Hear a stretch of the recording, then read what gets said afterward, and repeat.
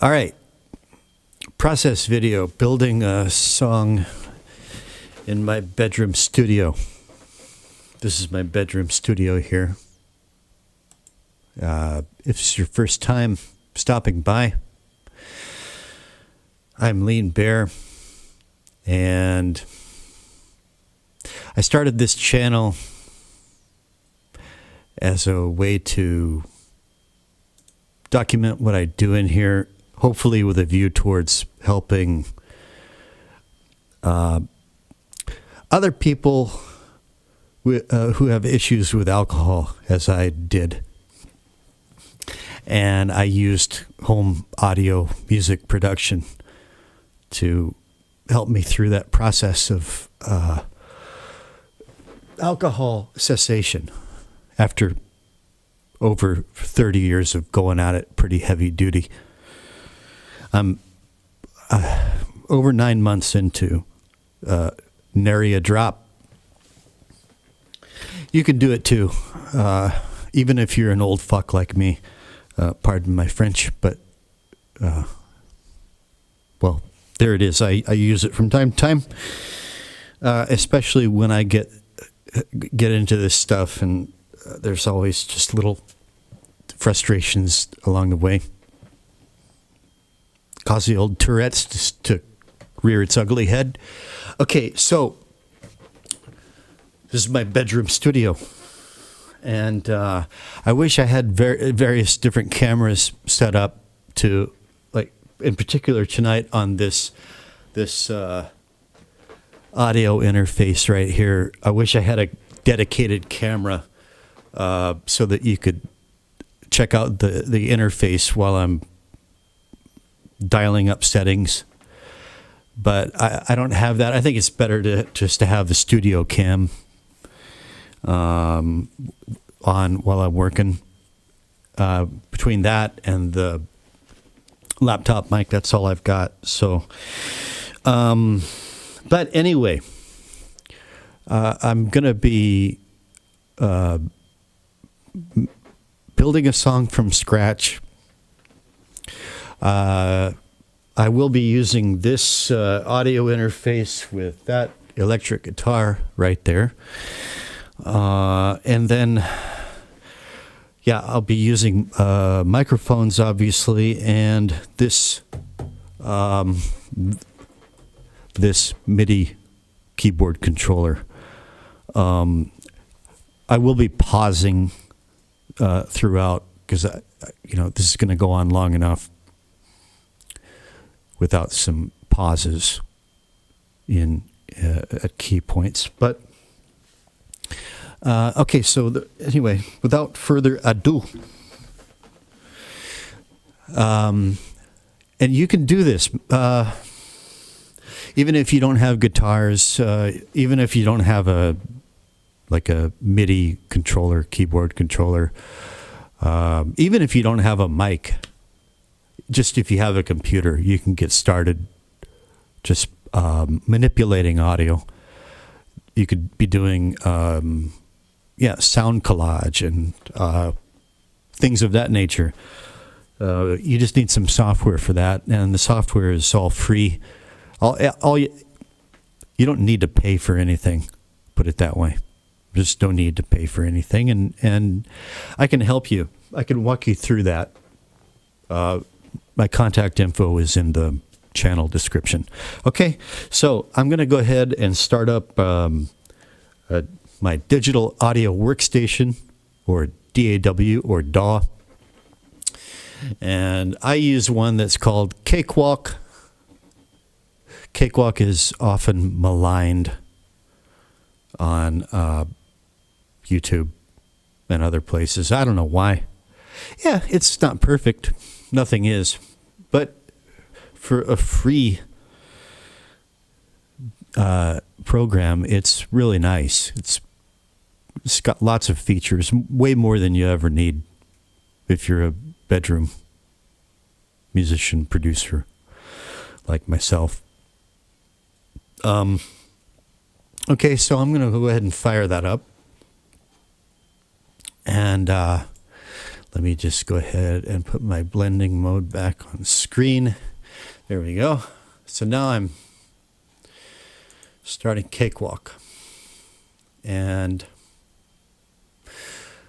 I'm going to start a new project, a basic project.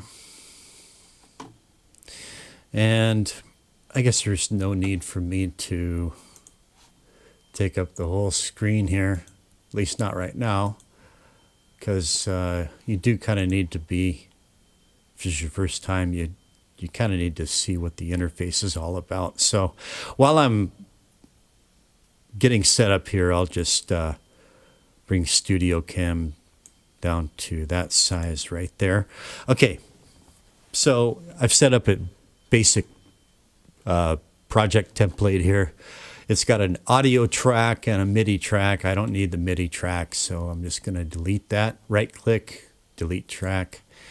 And I've got an audio track. I do need that in order to record the electric guitar, which is going through this audio interface, MIDI, or I'm not MIDI, USB input into the computer. All right. And I still haven't figured out all my routing issues to track this in OBS for this video, but I'll just figure it out as I go along, I guess. But just so you can see, well, first I need to make sure that I've got signal coming from the audio interface where the guitar is plugged into the audio interface right here. And that's plugged into the computer right here on the right-hand side of the laptop chassis, the USB input. And I need to make sure that Cakewalk, my DAW, is receiving signal. So I'm going to go to Preferences right here. All right, click, and I can see that input drivers, line 2, line see, M audio black box. Okay, there's 2 inputs. I guess it's for stereo. And those are both automatically selected. Okay. And then output is set to, well, also M audio black box. So I'm not going to hear the output through my headphones right now, but that's okay. It'll be enough to show you that I've got signal coming in here. And if I click this red dot right here, that's record enable. And look at these, there's a couple of bouncing green bars left and right, stereo signal here. I'm going to hit the guitar, and if these green bars jump, there we go. That means that Cakewalk is receiving audio signal, even though we're not hearing it right now. Okay? Okay, now, the first thing that I need to do is set my tempo and my time signature. This song is, it's a triplet time, like 3/4 or 6/8. I'm going with 6/8. And if you don't know what that means, don't worry about it right now. But one question that I have is, there's one issue I've got to sort out before I get too deep into this. And the issue is this. Cakewalk has a clock, okay, an internal clock. When I set BPM, everything that I do within Cakewalk, this DAW, especially as it relates to this MIDI controller, this MIDI controller controls software instruments, and I'm going to be using those. And if I'm using a synthesizer that is time-based, like it has a pulse, it's going to match that pulse to the Cakewalk, the DAW's internal clock, so that they're time matched. Now, my M audio black box interface right here that I'm going to be recording the guitar through, it also has an internal clock. The question is, will the M-audio interface, will its clock sync with Cakewalk's clock? Now, here's what I'm going to do. And it may seem like a funny question because you would think, well, if they're computers, of course they should be locked, but it's not necessarily so. Not necessarily so. It should be that way, but it's not necessarily the case. All right, so I'm going to go here, and first thing I'm going to do is I'm going to set my time signature to 6/8. 6 beat per measures, beat value 8. And the key is going to be, not that, I guess, does it matter? Anyway, it's in the key of E. I think it's in the key of E. Actually, I'm not sure. It's either E or B. You know what? I don't know. I'm going to go with B. I think it's B, actually. Where's B? B. Yeah, we're going with B. I don't think that. I think that only matters. Cakewalk will do a musical notation. It'll generate musical notation for you, and I think that's the only reason that matters. Anyway, beats per minute. I'm going 60. 60 beats per minute. That's 1 beat per second. But in my black box interface, I'm going 120 or double time. You'll understand why. Now, mathematically, that should work. They should sync up. 120 is exactly twice 60. But we're going to find out, and I'm going to do this in such a way that I find out early on.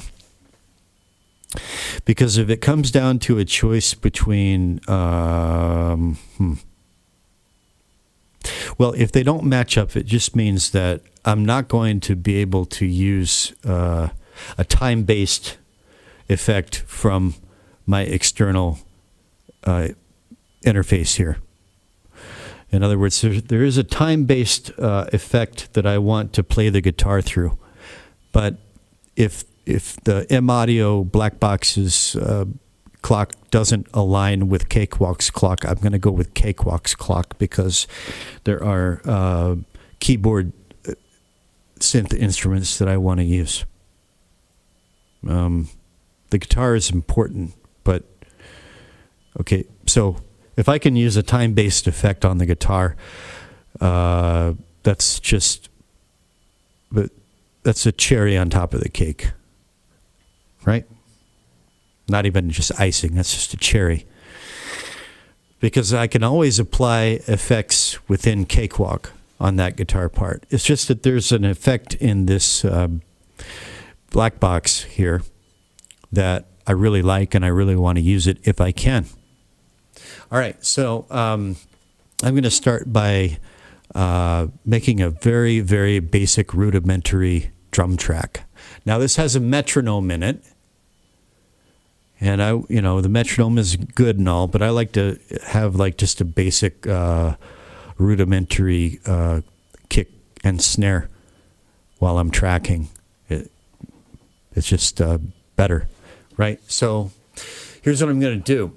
I'm going to, over here to the right, I've got all of my, these are all virtual instruments right here. You see I clicked on, these are effects, audio effects. I click over here on this little keyboard icon. And these are all virtual instruments that I can control from, see my hand? This MIDI keyboard controller. This keyboard controller doesn't have any sounds inside of it. It just controls software instruments in the computer. These are those software instruments, right? So I I'm going to put a drum machine in here, Monster Drums. I click that. It's under this folder, Agus Hardiman. He's the guy that makes this free drum machine. And it's awesome. Like anything, it's not perfect, but it's really darn good. So I'm just going to drag this over here and drop it. Okay. And there it is. Click. This little double triangle thing right there is just does that. Okay. And then you can also drag this wider. But anyway, for right now, this is my input. I'm just going to, this is the name of my keyboard controller, Impact LX61. I'm going to select MIDI Omni.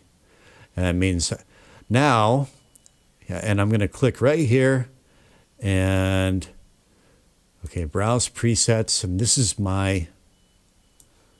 that's my drum machine. So the first thing I'm going to do is select a drum kit, of which there are quite a few here. And I'm just going to go with one that I know and like. It's under the jazz kits, called Toothbrush Kit. And I just really like the way these drums sound. All right, and let's just make sure that, okay. Now I guess we're not hearing that. Why are we not hearing that? We should be hearing that. It's getting signal from the keyboard. It's just I'm not hearing it. Maybe you're hearing it. Like I said, I didn't get my routing issues sorted out here. So this is going to be the first pause. I'm going to pause this while I wrap my pea brain around this issue here. Be back in a flash. All right. Okay, so again, back into, let me close this out. Back into preferences.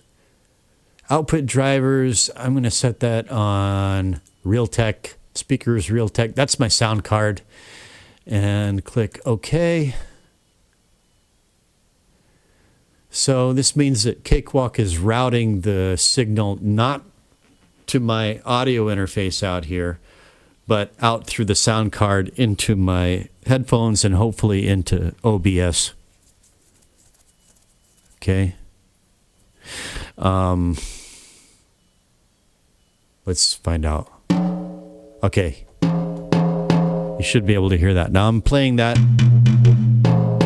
with the keyboard. You can't see where, but here's my hand. And there's a tom. And so I'm going to go ahead and make a very rudimentary drum part and just see if I can track the guitar with a time-based effect. And that'll be interesting because I've never really gotten to the bottom of that. Okay, so how do I do this? I've got here, this track here, I can disable that. This is record enable, record disable. I don't need that right now. But this audio, this is going to be my guitar track. This we're concerned with. I'm going to put this first. Actually, I'm going to drag this to the top. Monster Drums top. It's first track, and so in order to program my drum sequence, I'm going to use sequencer, step sequencer. I'm going to go to Views. Step sequencer, or the keyboard shortcut is Alt-4, and I click that, and now here, this is where this is where we start in obviously I'm working in a bedroom studio. I don't have a drum kit. I do have some drums and other things I can bang on, but don't have a drum kit, and that's fine. It's one of the there are many awful, terrible things about our current day and age to be living in and through, but there are some good things as well. And one of the really awesome things is that you can be producing music in your own bedroom. You don't need a drum kit. Okay? I mean, real drum kits are great. And in a perfect world, I would have a drum room with a drum kit and all kinds of expensive mics. I'd have the full setup, but I don't have that. So this is awesome. And I have this, and it's for free. Okay, so, all right. First thing I need to do is, okay, we're in 6/8 time, 60 beats per minute. And beats, let's see, 4, that's 4, 1, 2, 3, 4, 5, 6. See where I clicked over here? And 4. I'm thinking that my kick is going to be, it's going to be my kick. You see where that green light lights up there? And if I pull up my drum interface again, that's this little keyboard icon right there. All right. So I can hit it with the keyboard. But you see it lights up right there. And you can see it right there too. But down in the step sequencer, that's what we're really concerned with right now. It says C3. That's the key on the keyboard. C3. I hit that key, but the keyboard is velocity sensitive, right? So now I'm hitting it kind of softly, but I hit it harder and it hits harder, right? Now, just to get the basic beat programmed, I'm not going to use the keyboard. I'm just going to use my mouse. I know that the kick drum is there, so I'm going to click it there, left click. And I'm thinking that my snare is going to be on the 4. Okay. So let me see here. Snare. See, now I'm clicking up on, right there. It says snare. Snare 1, snare 2. They're a little different. Rim shot.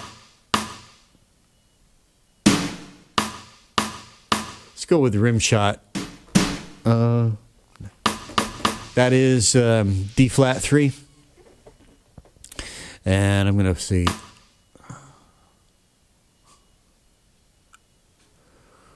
I don't know. Snare.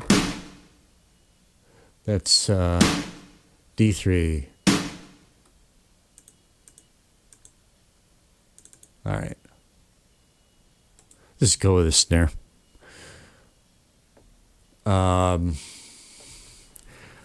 I'm just going to go ahead and hit play. No. Okay. So because the tempo is really slow,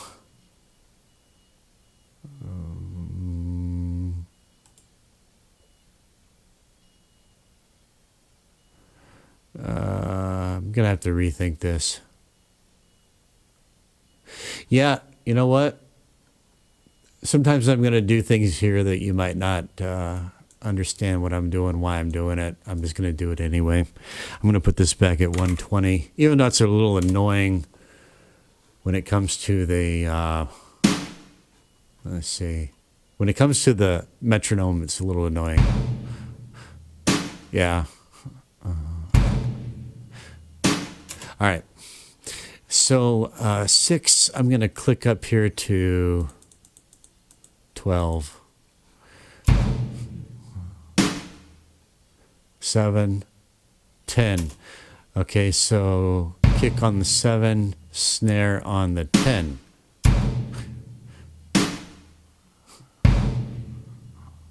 All right, good. And a hi-hat. Why not hi-hat? So hi-hat is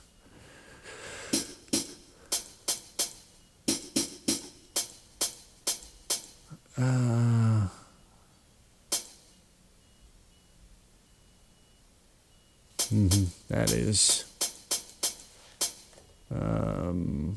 F sharp 1. All right. Nope. There.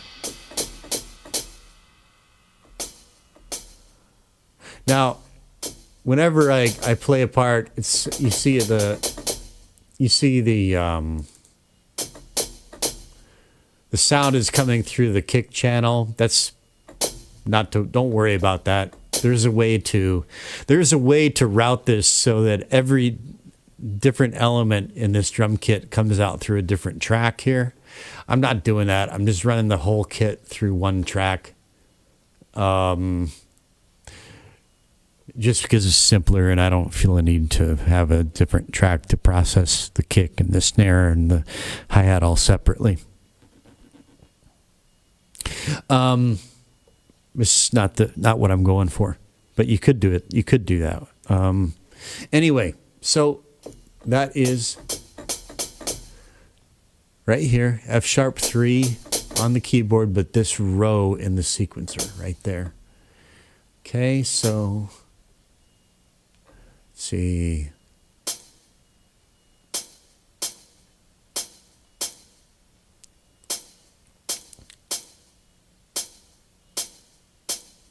Oops. Right click to erase, right click. Let's see how this sounds.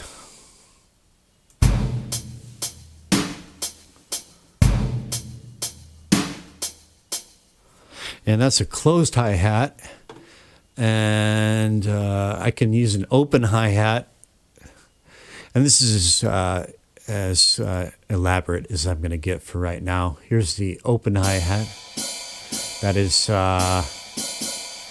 let's see, A sharp 1.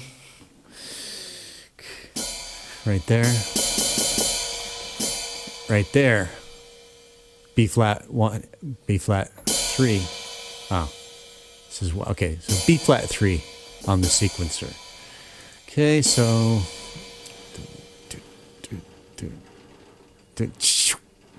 yeah, I'm gonna put that right there, and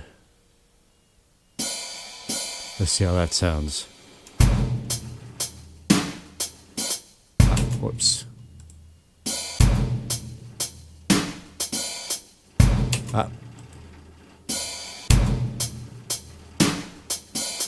Yeah.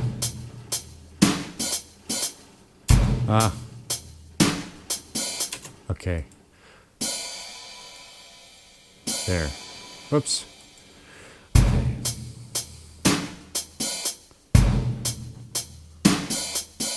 Okay.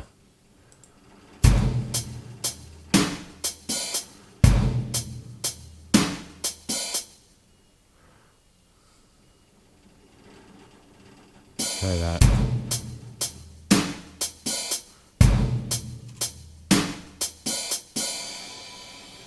And if I loop this, here's how to loop it. You see that? I selected, we just made this called a clip right here. Sequencer clip. And if I click the bar on the top of it, I've selected it. And now I can go up here to this button, this loop button. Okay. And that yellow thing there is my loop. All right. Okay. And now if I hit play, it'll just loop it.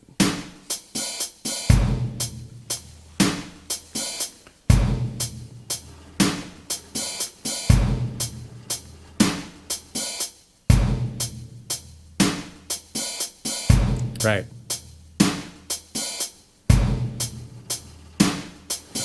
And why the hell not? Let's add another snare. Or, no, another.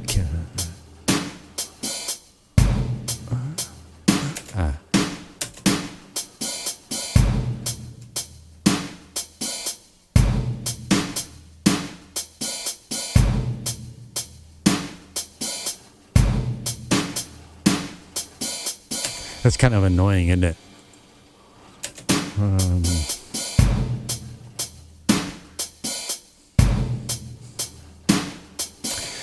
A tom. Now I'm just feeling around. There's a tom. Where is that on my sequencer? I don't see a green light flashing there anywhere when I hit that.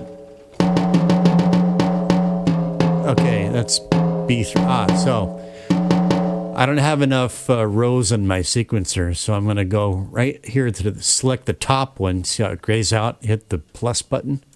Now I've got another row. Okay, that's it. Okay, it's C4. Just for the hell of it, I'm going to, hang on. See how I get the double arrows here? I want to just like drag up a little bit and get a little bit more view room for my step sequencer. All right, hit the space bar for play. Space bar stops and starts.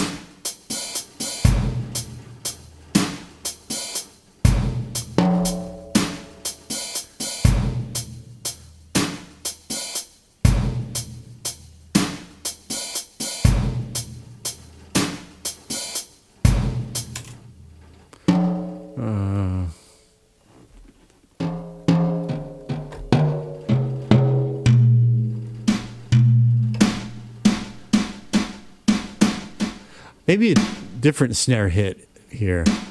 All right, let's try this.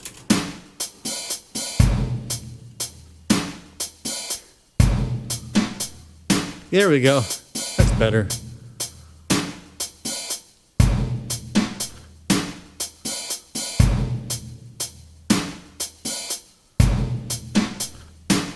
All right. Good enough. Good enough for now. Okay. So now we have a basic sequencer loop here.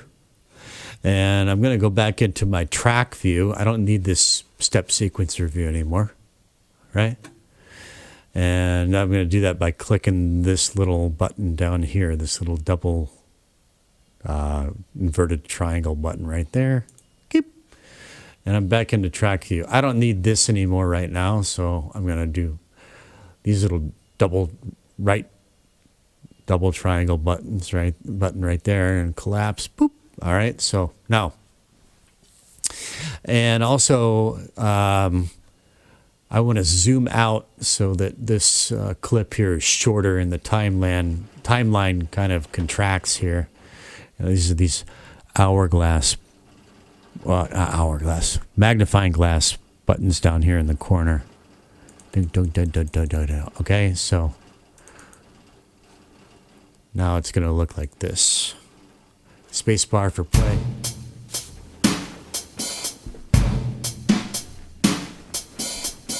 Right. Now it's time to see if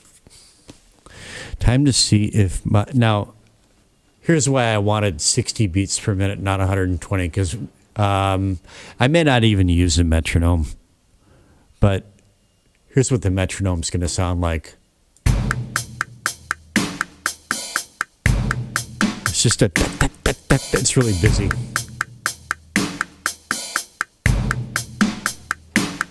That's okay. If you hear any background noise there, that's little Mr. Hamster. I haven't named him yet. I've had him like a month and I haven't named him. I don't want to name him something obvious and stupid like Hammy. That's like Fido. That's like the hamster version of Fido, right? Hammy. Yeah, he's just, they're nocturnal and it's nighttime. It's the wee hours here. And so he's up doing his hamster thing. I hope he's running on his wheel. I hope he's tired himself out by the time it comes to, by the time it comes time to, is that right? To track vocals. Anyway, now I'm back to my routing issue.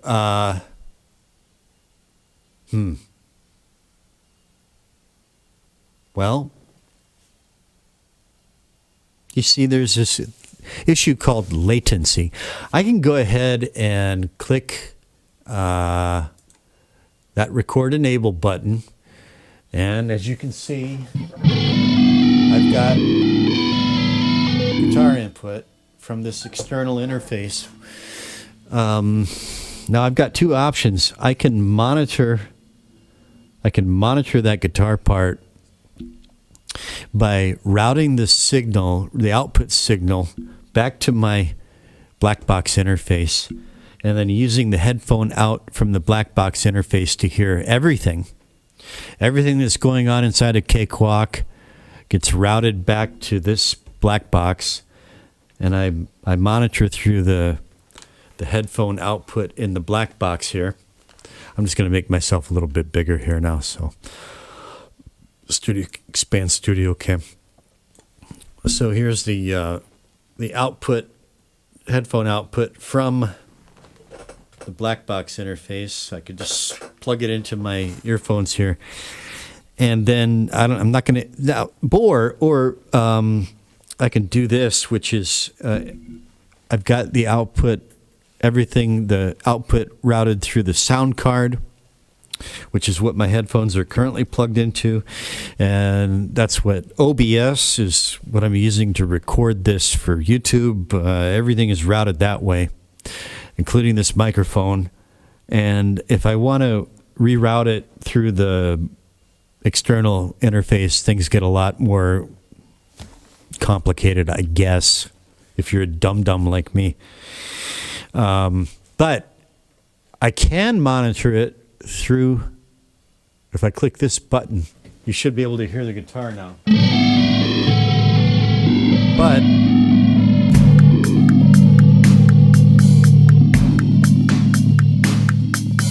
I can already tell. See, there's this thing called latency or delay. There might be like a little bit of a signal delay, which is why it's preferable to route the output through, when I'm tracking with this external USB device, preferable to just route the output through that, and when I'm tracking with that, to track through that. There's no signal delay.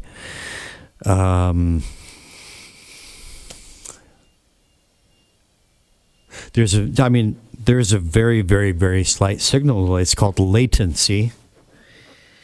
And, I can give it a shot here. Let me see. Where's my pick? There it is. Good man. Not really. Okay. So, this is you can hear that there's a time-based effect there.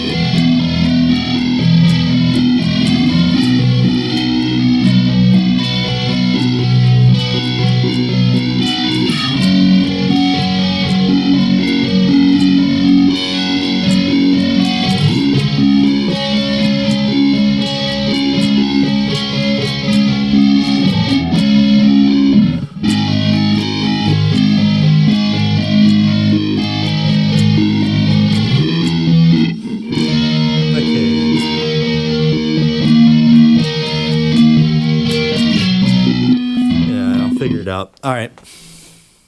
So will that time-based effect jive with Cakewalk's clock? As I have things set up right now, I don't think it's going to work.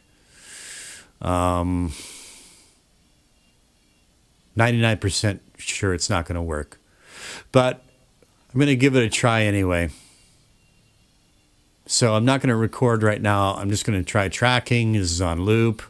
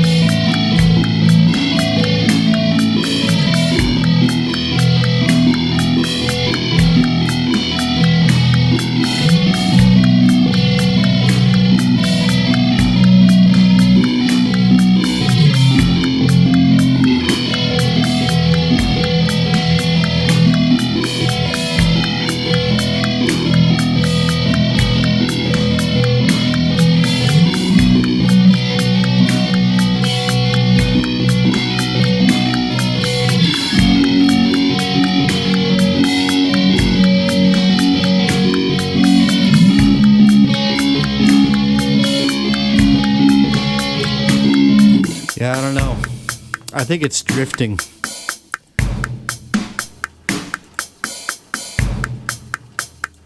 I'm going to turn off the metronome. I'm not, I said 99% sure, but maybe that was overstating the case. This might work. But something tells me that at first it sounds like it's working, but there's going to be drift. It's just like a few milliseconds off, and that tiny, tiny, tiny little gap between the two clocks is going to, those two lines are going to drift apart over time, and it's going to become more and more of a noticeable discrepancy. Man, he's really, really active tonight.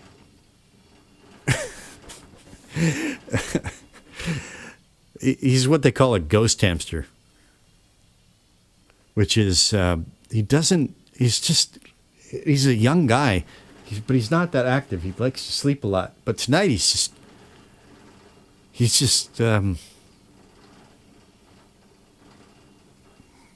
a regular Bruce Jenner tonight. That should say how old I am. When I think of Bruce Jenner, I think of him on the Wheaties box in the 70s. Like a dude, Bruce Jenner. You know? I'm 53, just so you know. You're never too old to get started. Okay, here's what I'm going to do. I'm just going to... so now I'm going to take this off of the loop, all right? And I'm going to just watch pay attention to, if you're new to this, pay attention to what I'm doing with the mouse, things that I'm clicking. Okay? See that? Go to start. Click. All right, now I'm going to see that? Click, and I'm going to use a keyboard shortcut, Control D, which D stands for duplicate. Control D, D, D, D, D, D, D, D, D, D. Okay? That's 24 loops. That's enough to get started. Go to start. Click. Now, I'm going to arm the track. And this means when I click this button right here, record. I'm going to right click this, by the way, right now. Just right click. And I'm recording mode. I'm going to click sound on sound. Don't worry about why. It's just something to do. This is for later. Okay, now when I click this button, it's going to start recording. Oh, and by the way,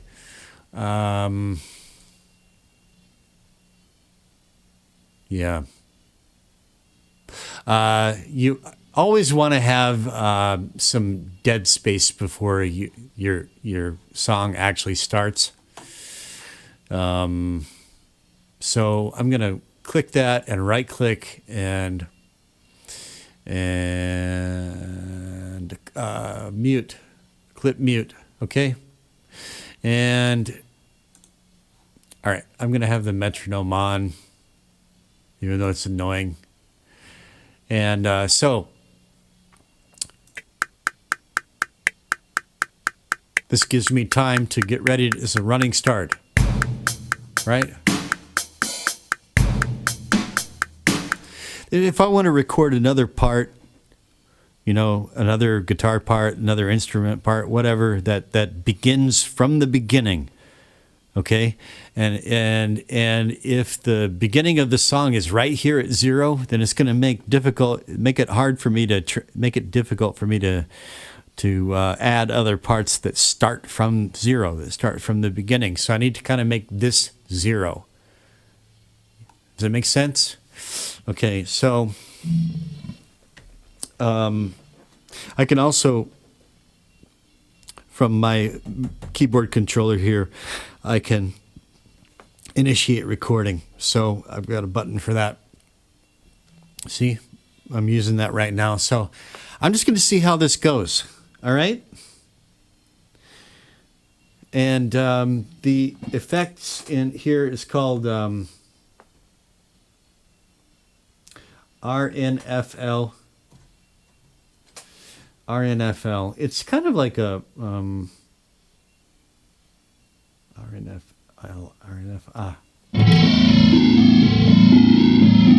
I don't know if I want to use that one. I think I want to use RNFI.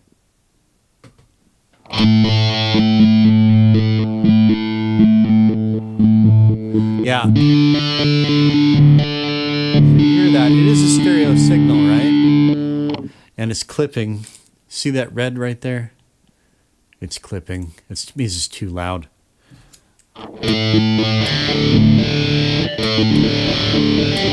I don't know. It was okay. It's fine now. There's two sounds I'm trying to decide between. There's that one, and then there is. This is a flanger effect. You can hear more of a stereo spread there, left and right ear. More spread out. And I don't want that for this part. I want this part to be more, I want it to be rhythmic in the tempo, but I want it to be more sonically in the middle.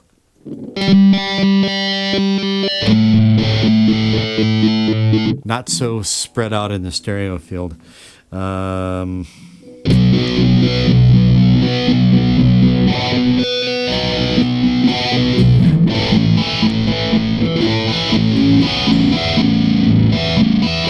These chords, by the way,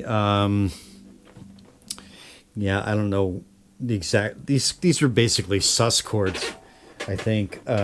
Sus chords and/or six chords, but it's basically so if I play it full bar chord, can you see this up there? Yeah. So this is a B barred chord, A,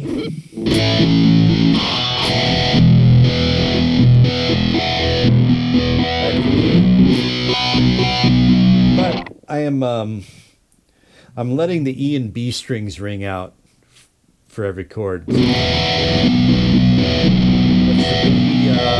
the B, 6 sus, whatever it is, and then sliding that down to A, and still letting the E and the B strings ring out.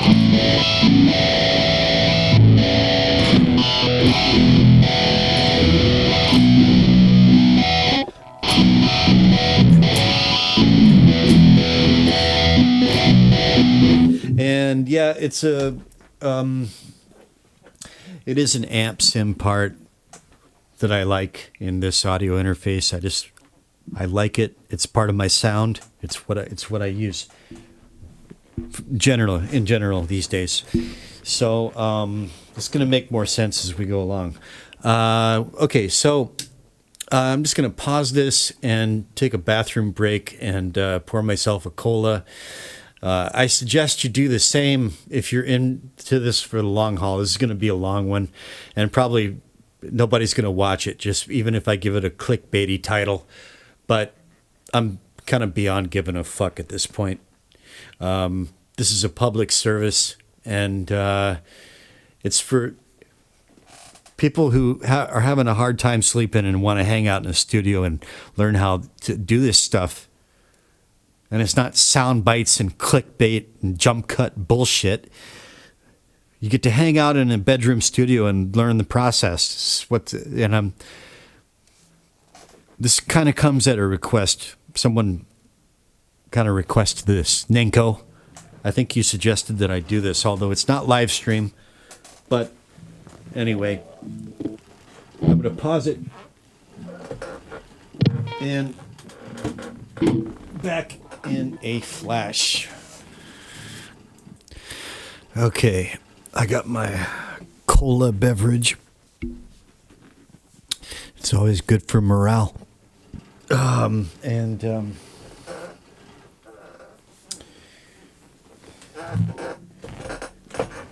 Mr. Hamster is now he's climbing all over the place. I'm just thinking here. Well,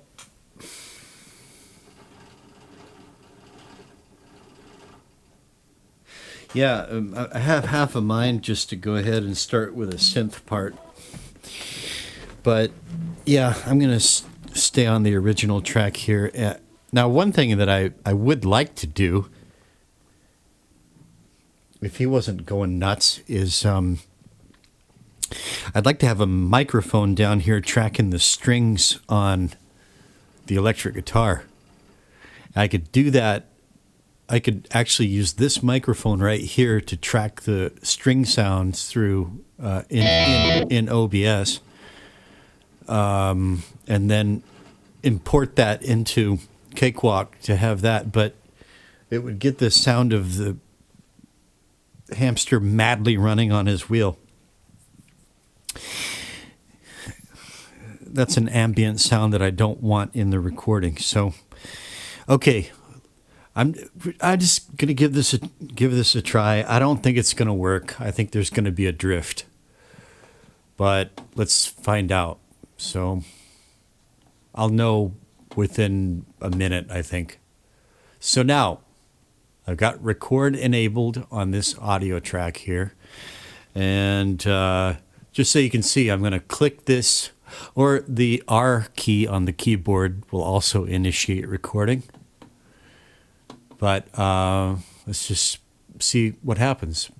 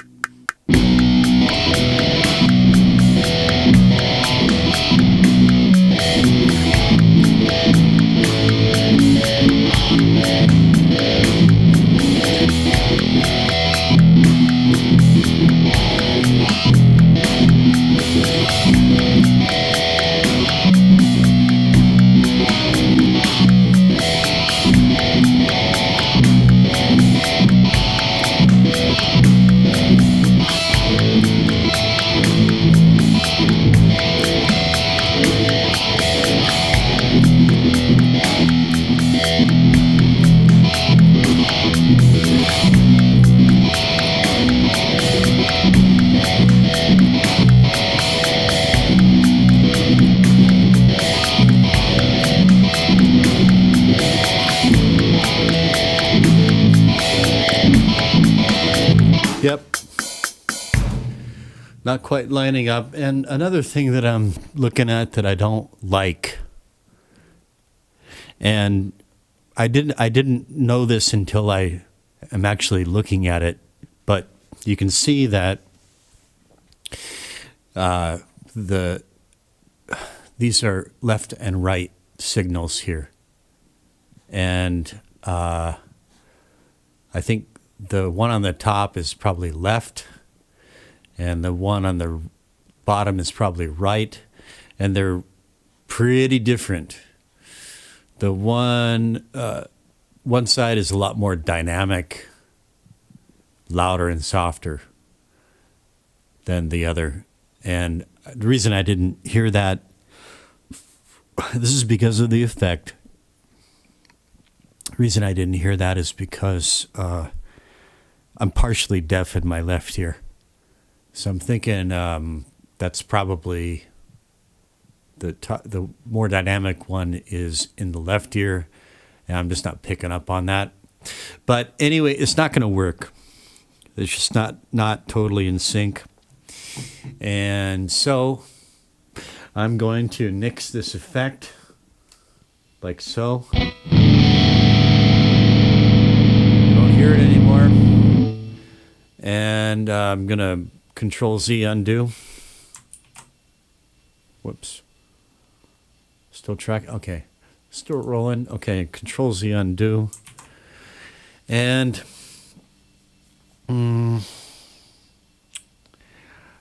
so I guess I might as well start with a synth part. That'll be more fun to track the guitar over.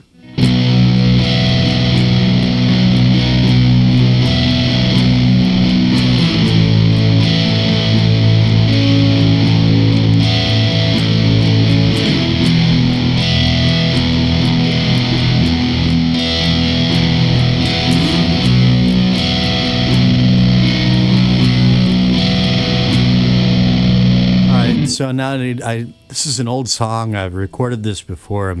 This is a re-recording. So I'm going to have to remember what all the chords are. So B, A, E, B, and then back to E. So it goes E whatever, A whatever, E whatever, and then back to E.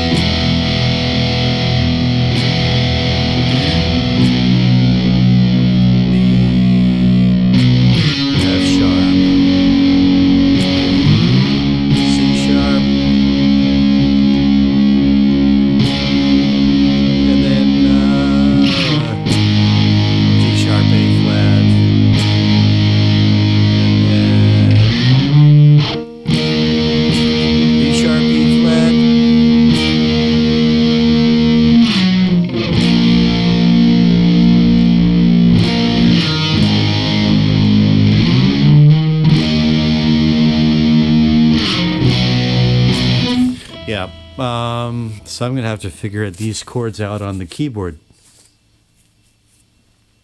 I'm not a keyboard player, so I always have to figure the keys out. Here's what I'll do. I'll just do a keyboard part with the root notes of the chords.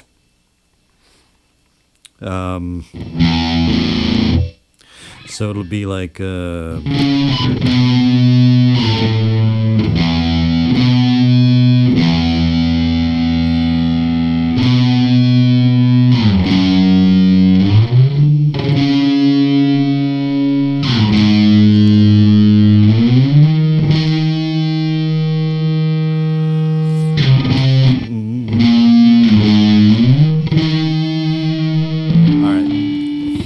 okay, so let's go ahead and load a synth. And here's how that works. So I'm just going to name this track after the let me see, preset. This is an amp preset called Big 905 on the audio interface. That's the amp simulator preset. So that's what I'm going to name it. BIG 905. All right, and now I'm going to add another virtual instrument, and I'm going to go with Native Instruments Contact 8. Drag that over here.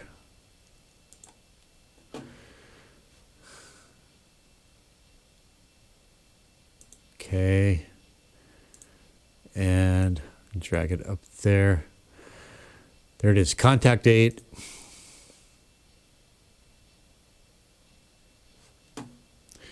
All right, and I'm going to go with this synth right here, Analog Dreams.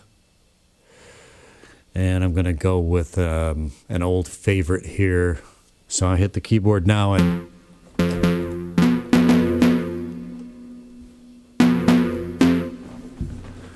I want, what do I want? A bit dotty, yeah.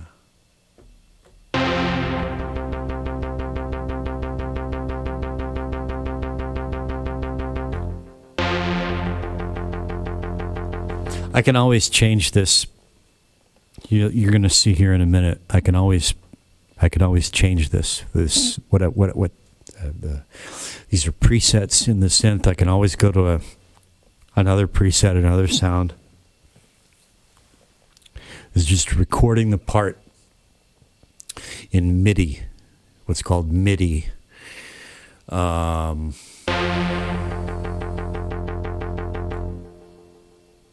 right. Record enable, and so B.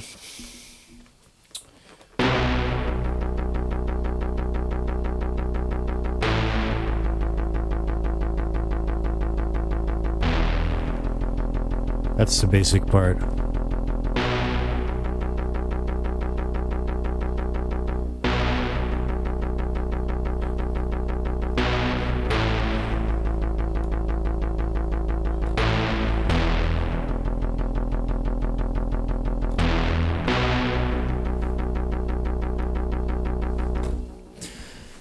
And that's really fast. See, if I go back and I set this at 60 again, watch what happens.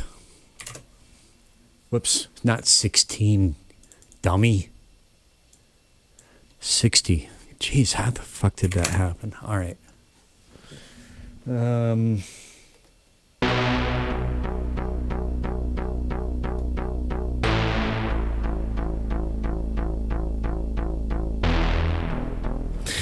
You know what?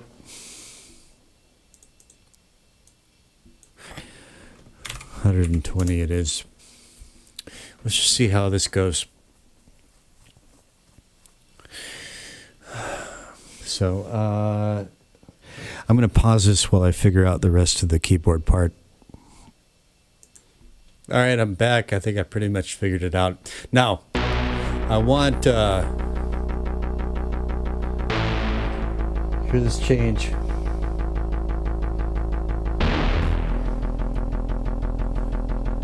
Back to B. When I hit B again, hear how it stops on a dime? I don't want that. When I let go of B and I hit B again, I want there to be some continuity. So I've got my analog dreams open here. I'm going to dial up some delay. Not too much. Hear that? A little more.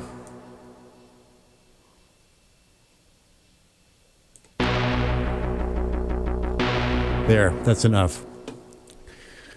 Hear what that did?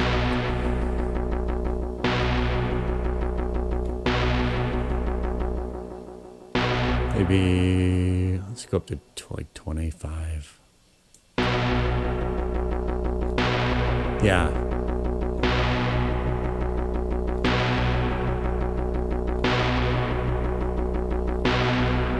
Compare.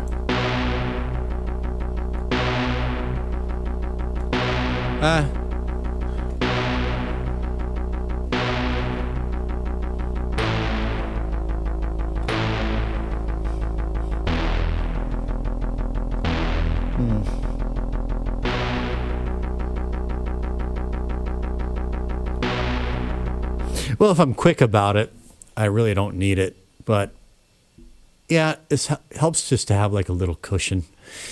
I can always come back and change this. That's the beauty of virtual instruments, okay? I can always just come back and change these settings, and it'll,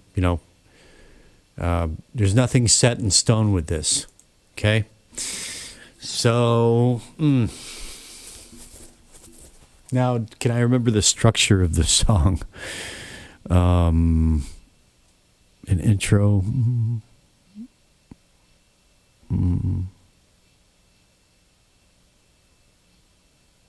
Yeah, I think I can.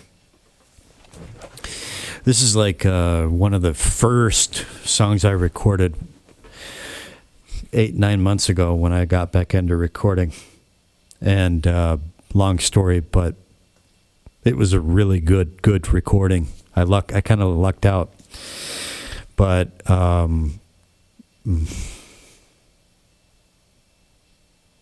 the really good original recording got kind of lost along the way.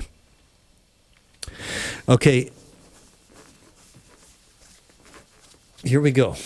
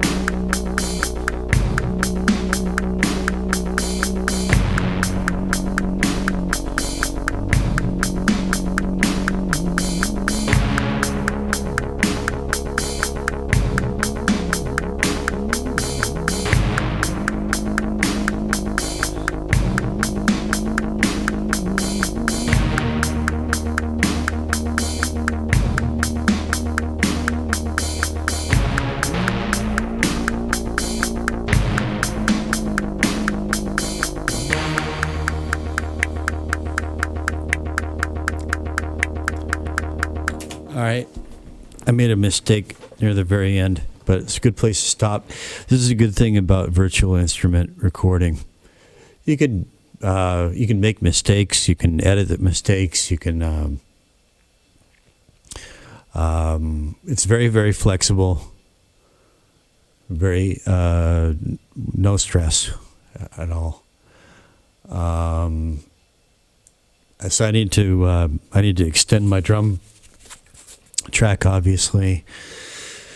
So magnifying glass down here, zoom out. See how that works? Okay. So I'm just going to select all these and Control D. Boom. That's going to, and again, why not? All right. Probably going to need more than that even. This is kind of a long one. Now, I made this mistake right there. Let me show you how to edit here. So you see that I have this, we just recorded this part. This is, these blips here are the notes on the keyboard. And I'm going, see, I selected that and I double click it, click, and here's, it's called the piano roll view. There's the keyboard over here to the left, and right? I can play it with the mouse. And these are the notes that correspond to the keys on the keyboard.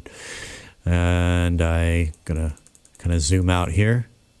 There's the mistake that I made right there. Right there. See that?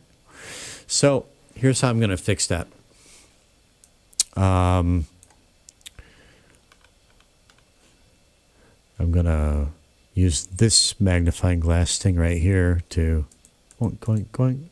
Like, there we go. Now I click on that and that's the wrong note. So I'm going to right click on it.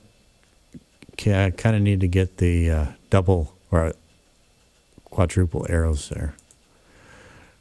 Right there, and I right click and boom, it's gone. And I kind of edge the mouse cursor until I get the double left right arrows and left click and drag. See how I can make that note longer or shorter? I want it right there. And also there's a feature called quantize where I might hit notes a little bit early or a little bit late. Although it looks like I'm pretty much on time here with everything. Yeah. These lines, see where the note begins in that line right there? So it looks like I'm pretty much on time with everything. But there's a feature called quantize. I hit Q on the keyboard. First I got to click this again.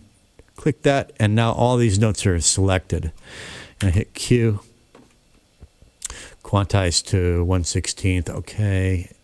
That just makes sure that everything is exactly precise. Sometimes you don't want everything to be exactly precise. You know, a little bit of imprecision gives it a human touch, especially with drums, things rhythmical. But anyway, that was the first. That was the first verse and refrain. This is a verse-refrain song. And then there's an interlude. The structure of this song is really simple. Anyway, I'm going to go back here and just continue recording. Hang on.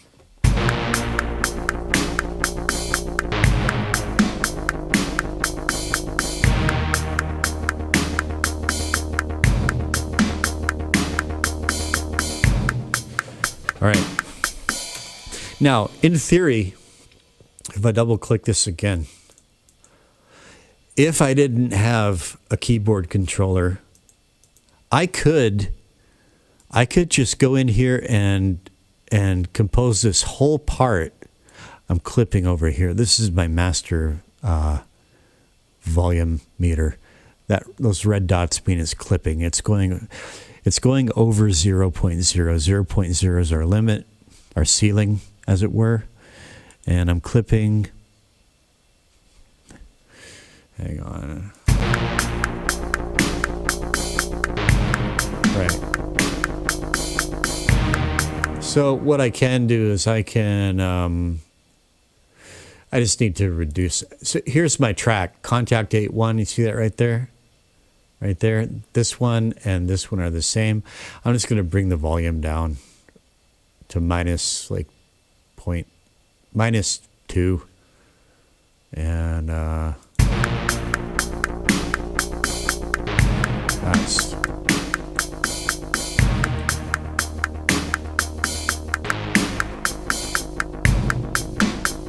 Oh no, it's the drums. It's the drums. What I'm going to do here with the drums is I'm going to insert. So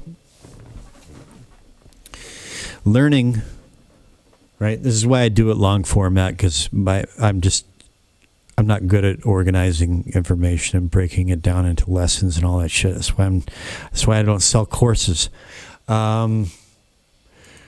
This is the effects rack this is the drums channel, the drums track. This is where I insert things called plugins in the signal path to manipulate the signal. This drum track, now I could bring it down in volume. Let me show you what happens. So this is the master channel right here. And I've got 2 tracks. I got drums and keyboard. And both of these, see if I click on this now, this is the monster drum track 1. And I click on this. Whoa, it changed over here to the left. Now it's Contact Synth. Both of these are going through the master channel right here.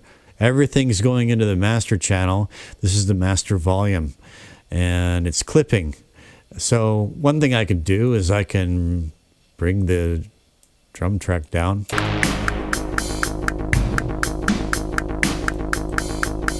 See, now it's not still clipping, right? So I want it nice and loud right now while I'm tracking. I'm just going to stick something called a compressor on there. Tone boosters. So the way to do this is first you have to have the tools, plugins downloaded and installed. But it's not hard to learn how to do that. So I've got them downloaded, installed, and I click this little plus. I could do it over here too. Right? Like I could go to my effects, but drag them, but it's just easier to do it this way. So I click this little plus sign, insert audio effects. Here's all my effects sorted by manufacturer, basically. And I'm going to put a compressor. And just for the sake of the moment, I'm just going to do a drum compressor.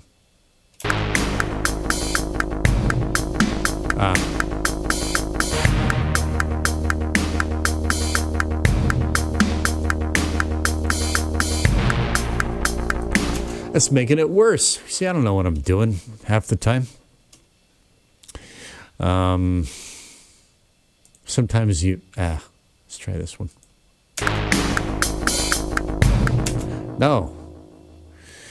All right. I'm having a brain fart here. I guess I've got it. Well, here's what I'm going to do.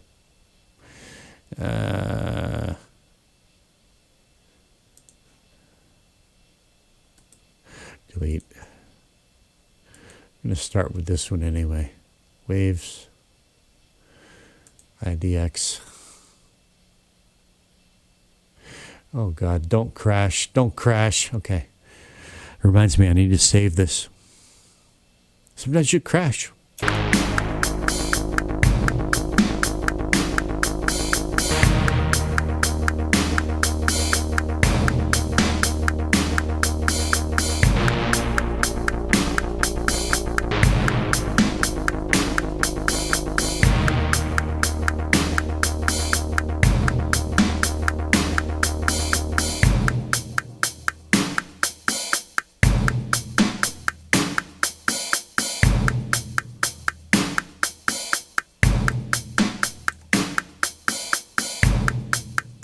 right.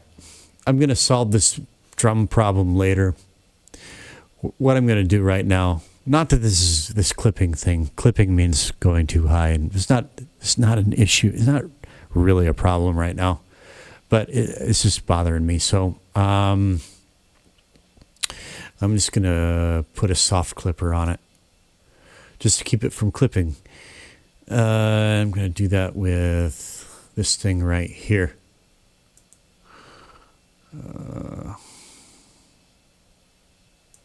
There.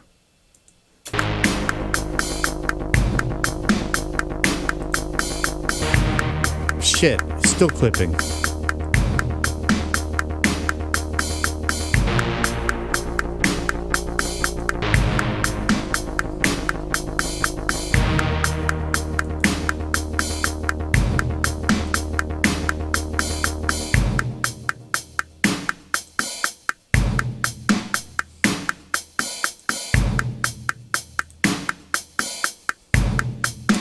Well, this is making a real stupid asshole out of me right now.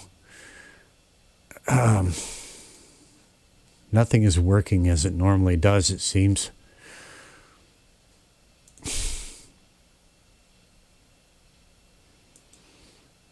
Hang on, I'm going to pause. Okay, I got the drums sorted out for now. But just so you know, adjustments, preliminary adjustments. I got the drums down to -3.9, -4. I've got this kind of compressor plug-in here set at a setting, okay? Don't worry about that for now. And I got this clipper loudinator in place. Don't worry about that for now. But it's under control. Everything's under control. You learn this as you go. Right now, what I'm concerned about is this. The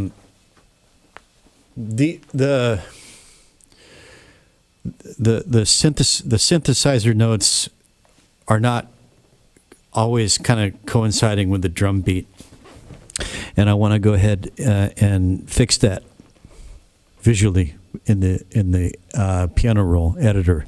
So let's listen to it and see where they're not coinciding. So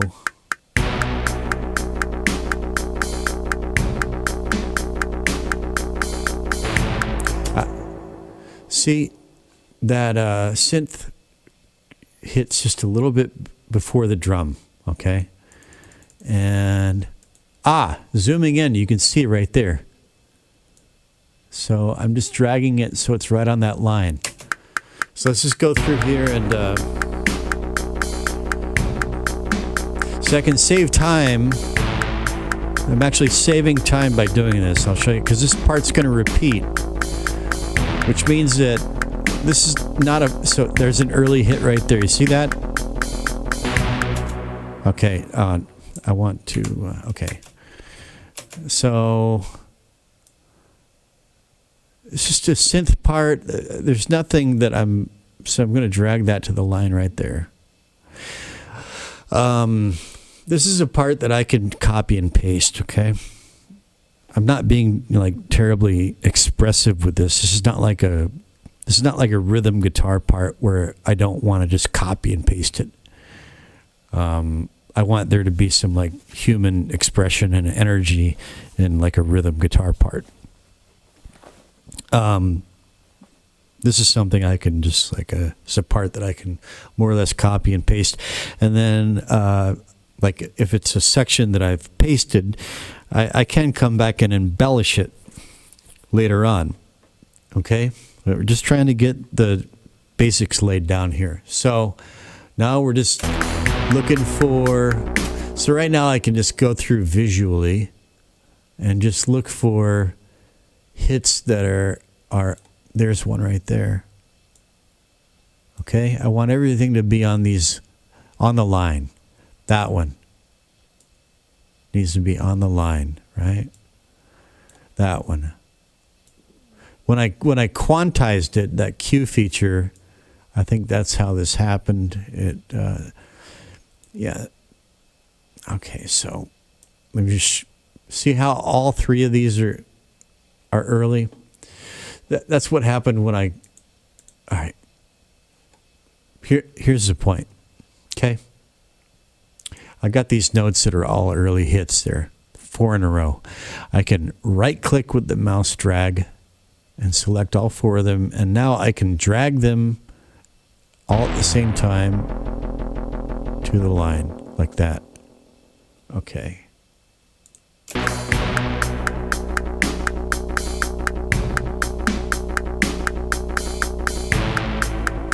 All right. And this one right here, that is also,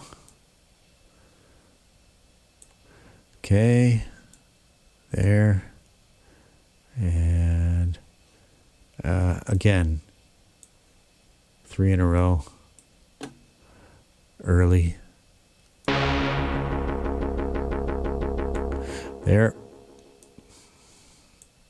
Looks like this one's a little late. A little early.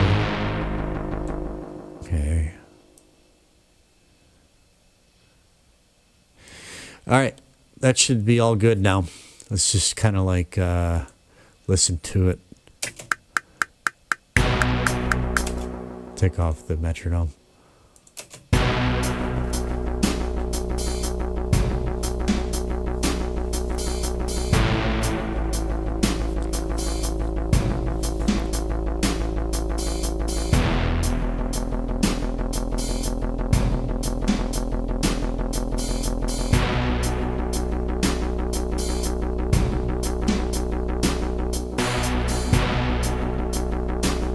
See now,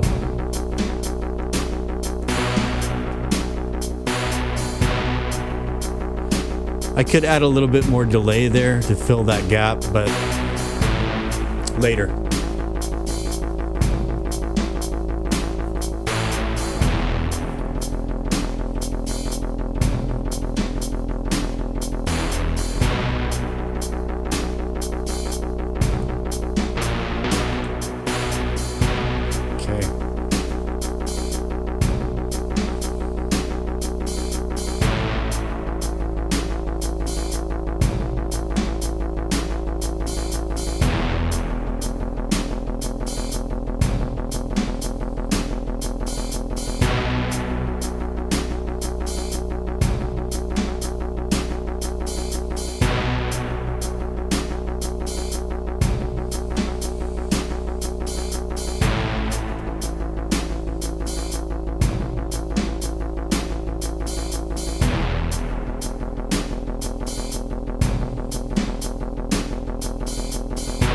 Okay, I know it's all timed now.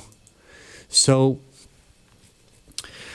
what I'm going to do is just to, because I don't, this is still early on in tracking. I just want to get some structure down so I can start having fun. Okay, so I want to get the song mapped out so I can have something to play on top of. So so I've got an intro here. The intro goes like da, da, da, da, da, da, da. The intro ends about right there. This is where the first verse starts. Whoops. Reminds me, I better save this. Save. Because, you know, crashes do happen. It is Windows, after all. Not all of us can afford crapple from the Apple. So this was already... This song is called Passing Through. I want to start a new project folder. Passing Through...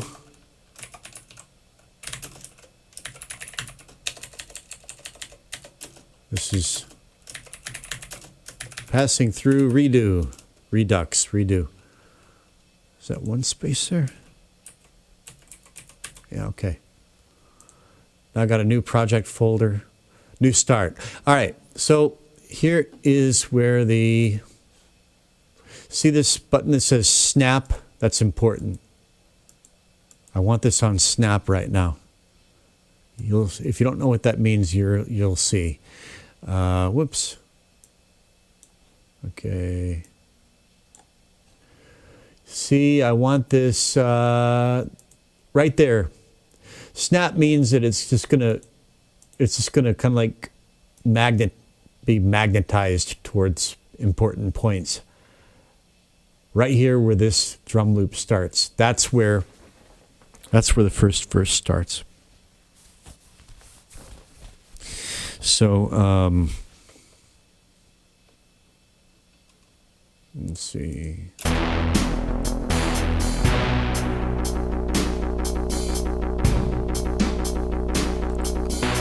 Don't lift one thin finger from that brittle yellow page.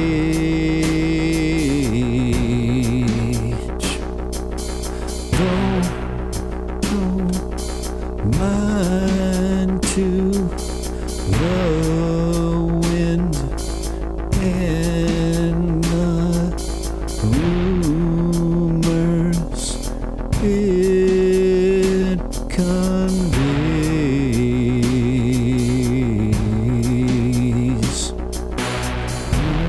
Okay, so what I could do is all right.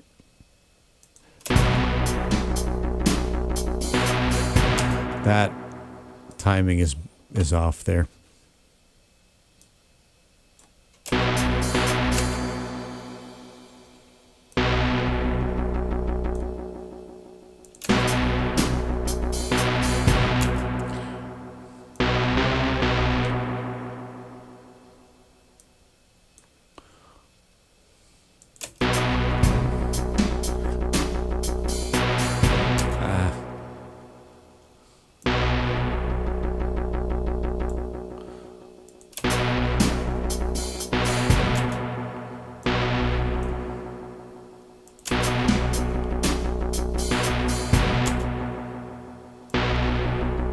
There. No. Jeez. Yeah. I'm rhythmically challenged.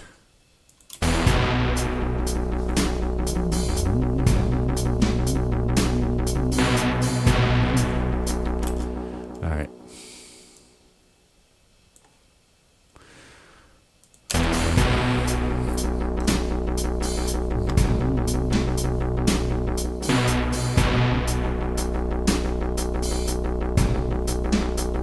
All right.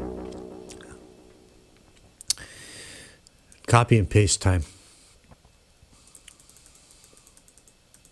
Now, let's see. This is my whole synth part so far. That blip, blip, blip, blip, blip, blip, blip, blip. That's the introduction up to there. This is the verse and refrain. That part right there. There are three of these verse refrain sections, and in between them there are interludes that look like this. Actually, the first one, all right, you'll see what I'm doing here. So what I want to do is, let me see, right there.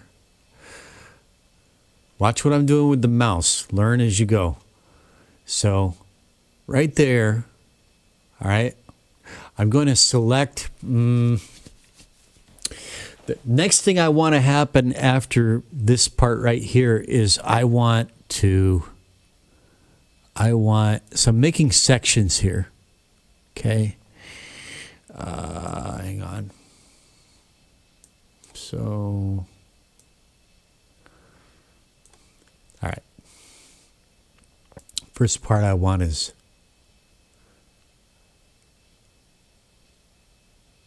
that. This much right here. This much right here.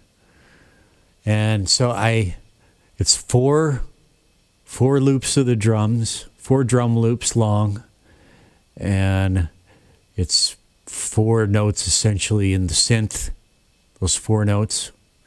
And I selected that up here, left click drag, I selected that up here, and it's selected right there, that much. Now I'm going to Control C for copy, just like in any other program. Control C is copy, Control C, I copy. And now I want to make sure that this track is selected here. Not track 1, track 2, because I want to copy into this track. Copy from this track, paste into this track. So I'm going to go here and I'm going to situate the time bar right there. That's where I want to paste what I just copied. Paste. Okay, it should be in time. And this is going to be kind of like an interlude for a solo, a brief solo part. Okay. And then, so I've made that section now. You can see that these are 2 different clips here. And let's just make sure that it's in time.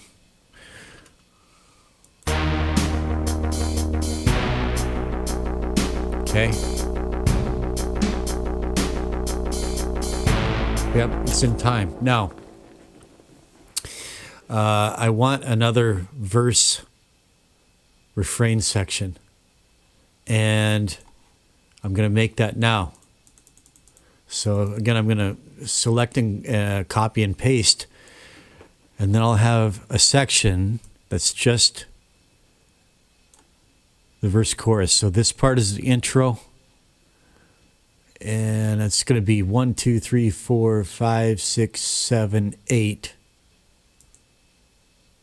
That's all intro. So from this part to the end of that clip is the verse chorus. So I'm just going to left click drag. This is the reason I want snap on, because it's going to just sort of snap to where it needs to be. Okay, it didn't snap to the right place. Yeah, sometimes shit's annoying sometimes.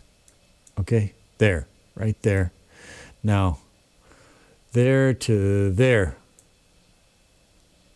Yep, and you can see that the corresponding notes turn white here, selected.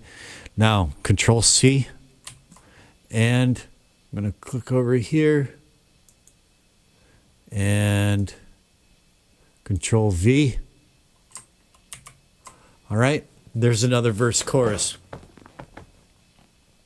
So now I've got interlude clip, verse chorus clip. So this is the first interlude. Oops, I accidentally dragged that. Control Z, there. Got to watch that. And second verse chorus. Now I'm going to go for a second interlude. It's going to be twice as long as the first interlude. So it's going to be 2 of these. So Control C. And click right there. That's the right place. Control V. And click right there. And Control V. All right, that's interlude number 2. And it should all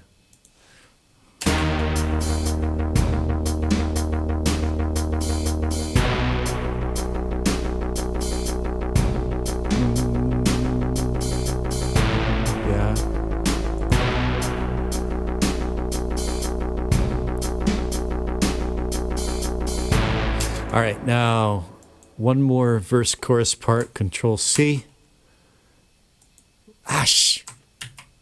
All right. I really hate mouse work. Okay. Now,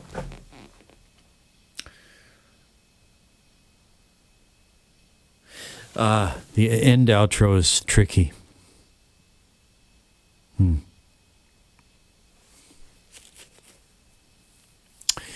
I think pause this while I think about it. Okay, so now I'm going to track the outro section, if I can remember the... Yeah. That is this note right.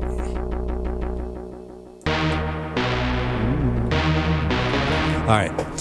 So first I need to Control D some more drum loops. That's probably enough. And so that's more than enough. All right. So this is gonna make sense when I actually start to track the. I might just go ahead and track a scratch vocal, and then maybe close out this section. I don't know. This probably shouldn't. Yeah, I'm gonna have to do this in installments. So I think I'll finish tracking this part and just call this. I don't know. This will be the drums and synth part.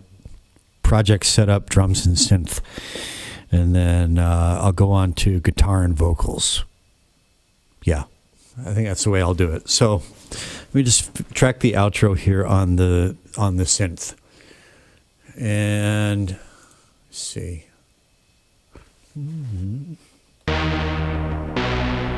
All right, here we go.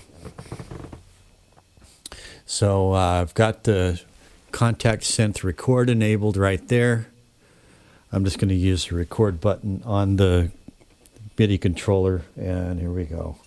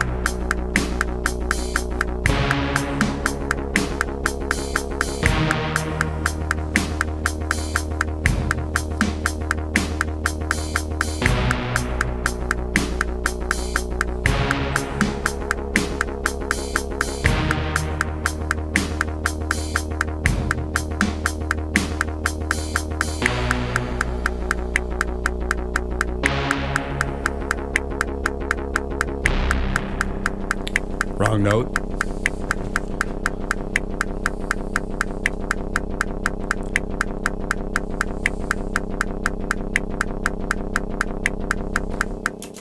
Eight and a half minutes, par for the course for me.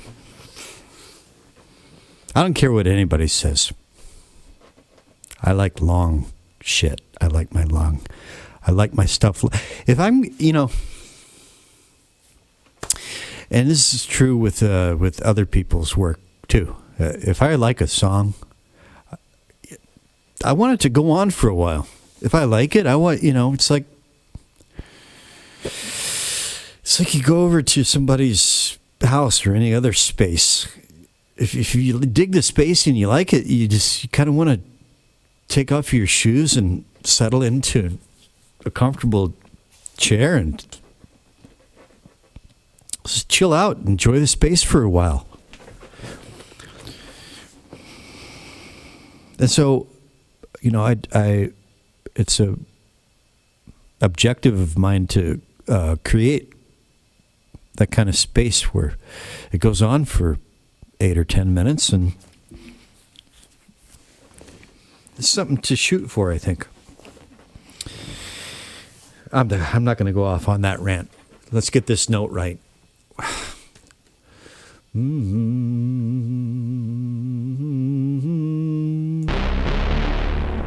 There.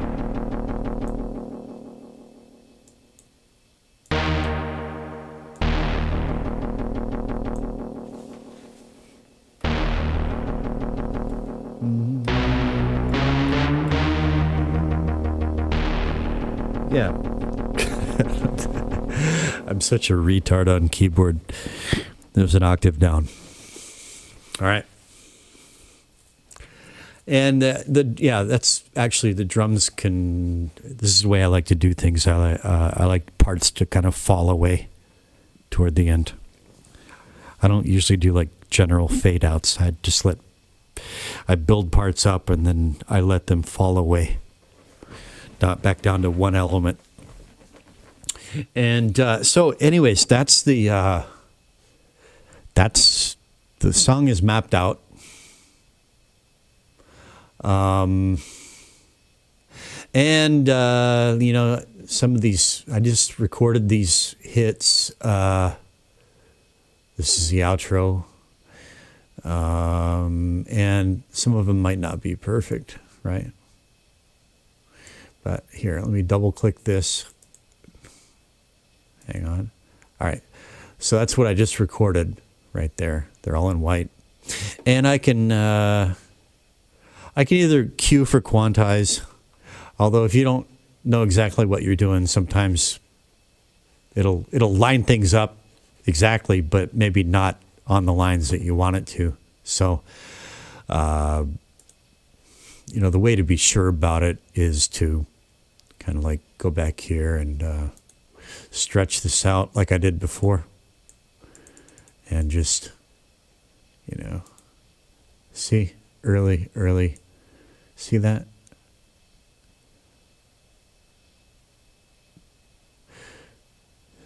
Most of them are early hits, yeah.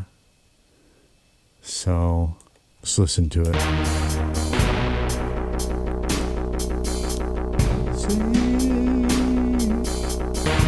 Yeah. Q, quantize. Let's try it at 1/8. Nope. Try it at 1/16. Huh.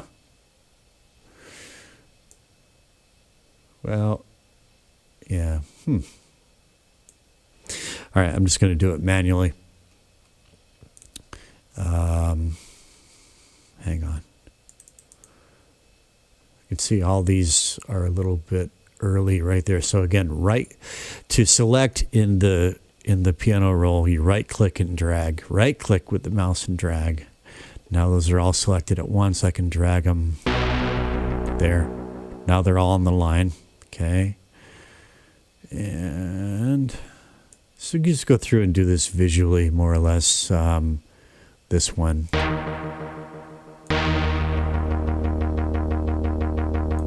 Okay. And this one. And this one.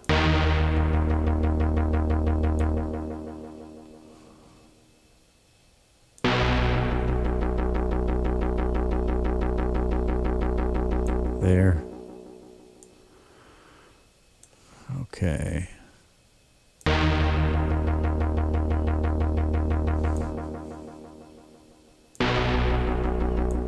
Okay.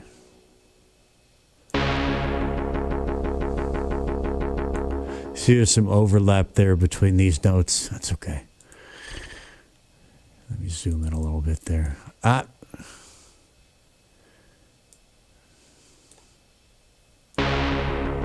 There. Okay, let me just go back through and Let them zoomed in and make sure that they're, yeah. All right. As I said, with virtual instruments, this is all MIDI notes. This is all fully editable. You know, I've got keyboard solos in some of my songs. I'm incapable of playing keyboard solos in real time. You know, I compose the solos, and then I basically I compose them and build them painstakingly with the mouse in the piano roll, right? So again, even to compose synth parts, strictly speaking, you don't need a MIDI keyboard to do that. You can just do it. It's a little bit, I use the word painstaking. It can be a little bit painstaking, but it's doable. Okay? And, right.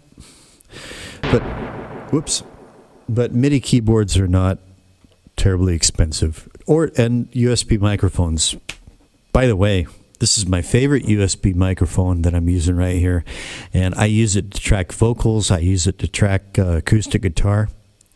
It's a podcast microphone. It has a noise cancellation circuit in it. And it just happens to work great for tracking vocals and acoustic guitar. It's so good that I bought a backup today. Actually, today. Still down in the car. I didn't bring it up yet because I didn't want my wife, the long-suffering missus, to see me. But it was on sale. You know, for the price of a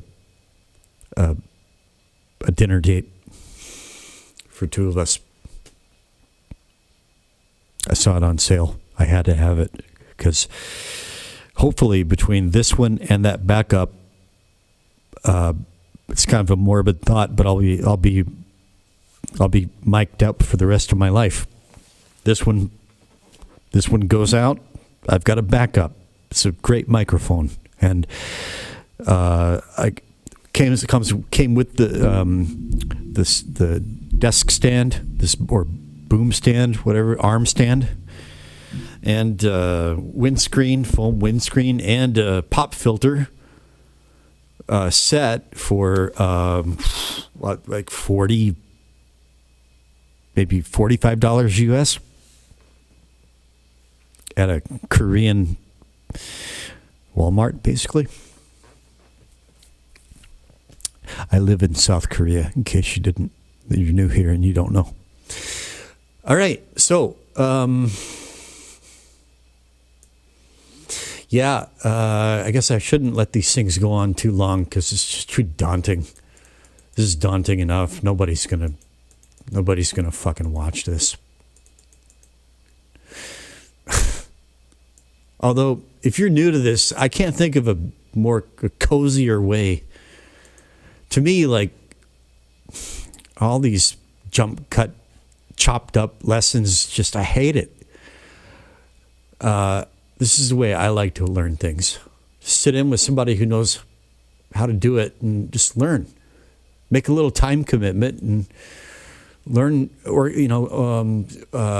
holistically and organically. But this is basically the song right here. And all right, so I don't have to go through all, it is what it is. If you've gone through this, you know how basically you get the idea. And then if I wanted to make it longer and add another set, I've got this chopped up into, okay, now this is my intro plus verse refrain, the first clip, but then I divided that up into sections that I could copy and paste, right? And you can do that however you want. So there it is. There's the blueprint of the song right there. And I'm going to go ahead and save. And that's it for this one. and I'm not ready to. I slept a lot earlier. I'm still got a lot of energy, so I'm just going to start a new section here for recording guitar and vocals, and we'll see how that goes. All right. It's installment 1 in the new Building a Song and Cakewalk series, which I've been meaning to do for a while. It's overdue. Here it is. I am Lean Bear from lovely scenic Paju City, South Korea. And over and out.